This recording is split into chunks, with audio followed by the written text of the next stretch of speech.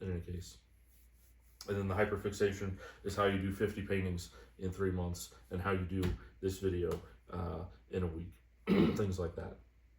But what it looks like, more body movement, much more attention to my body's needs, including noticing breathing differently because I require more oxygen from my brain to process the data, and the depth that it is, more calories even though my appetite is less are needed, more water even though my thirst is less, more rest even though I can't sleep.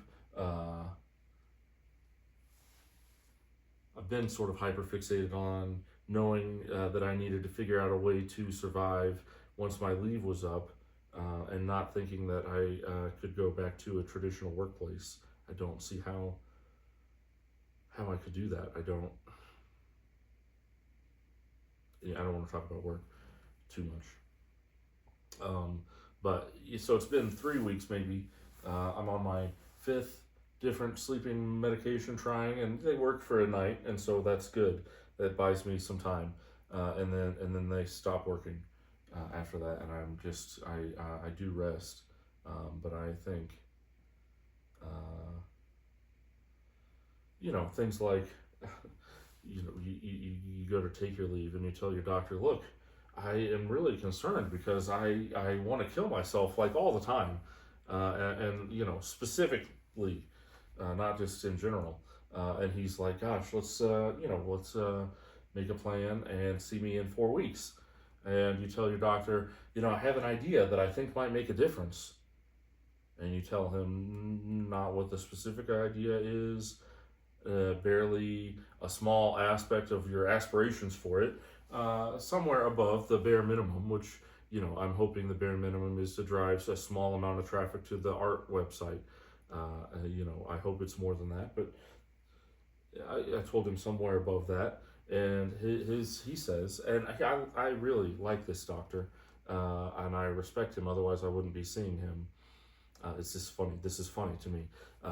You tell him I have an idea to do something my way, and I think it could make a difference. And he says, "Gosh, we better make a plan and see me again in 2 weeks. I think you're manic." Maybe. I think hyperfixated is more appropriate, but I don't remember what the transition was supposed to be. The next thing I wrote down was, people will tell you you're special and that you can do anything you want.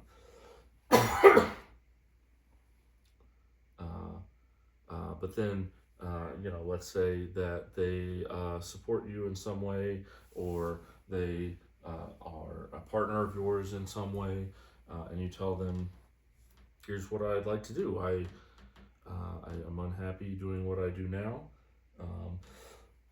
Perhaps over time, the connection between that unhappiness and what was for 15 years severe depression with suicidal impulses, now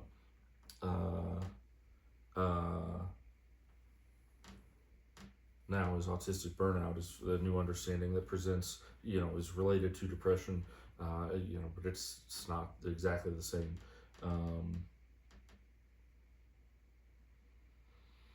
But in any case, you'll say this is leading me to be unhappy. The connection gets stronger that it's life-threatening over time.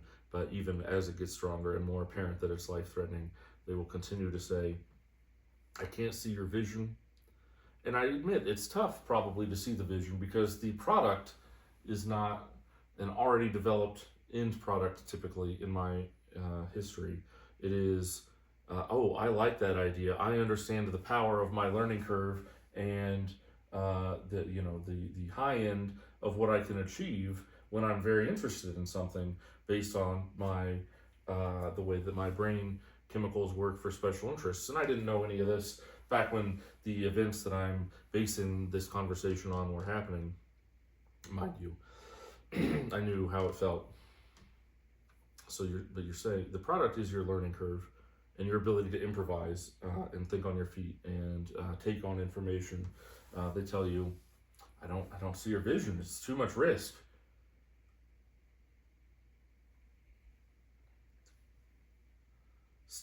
Do it the traditional way, safer. the safe way may be killing you, and they know the stakes, but the risk makes them uncomfortable, and they are real.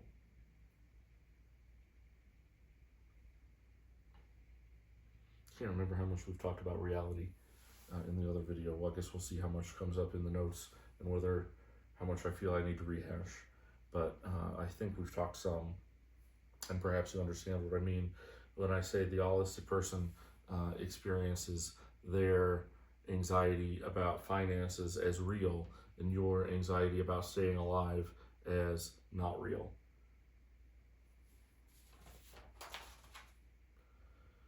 And not strangers, but the people who have promised to support you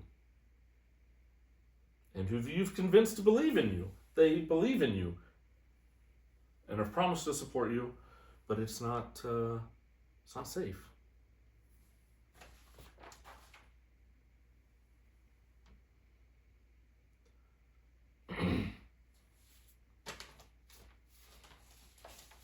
We're almost back to neurotype friction.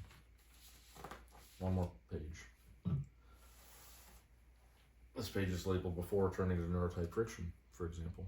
I'm going to check the camera from when I watched the video that I talked about. The third dimension, I think I said there's two for now, but the third dimension, now coming back to it, of the epistemic paradigm difference between allism and autism is this code book, sort of like, body language cipher kind of linguistic understanding, designed to avoid interpersonal trauma. That's what they talk about, autistic people not understanding concepts like respect, for example. That's one. There's three areas off the top of my head that I think are particularly impactful. One is expressions of love, care, support in both directions. Goodness, I can't hear it's going to be okay. Everything's going to get better anymore. You got to think the neurodivergent person you're talking to may not have evidence from their life that is possible. Everything might have just gotten slowly worse over time. At least, maybe not literally day by day, but enough such that is their understanding of life. And so for you to say, things will get better, or, that sort of stuff, it feels like something Ted Danson from The Good Place would say to keep you put.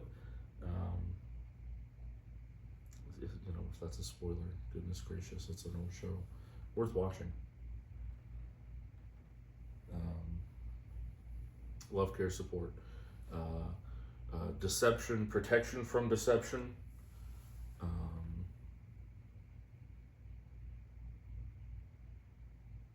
Everybody's out to get you?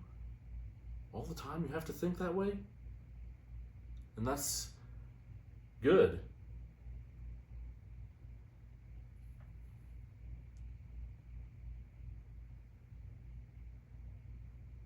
And then respect.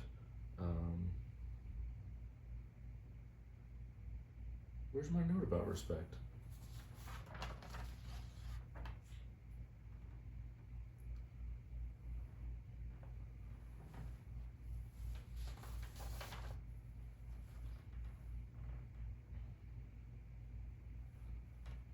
Oh, it's coming up. It's coming up.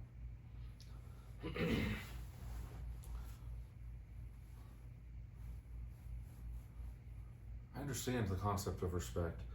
I don't think I know the code for it. And I think that's why people can't even hear me when I talk to them and express my needs, because I can't do it using the right code. And one of the key so those are some topic areas for communication breakdowns where the wormhole is difficult to cross. And one particular sort of mechanism by which it happens, I think, is use of examples, at least for me.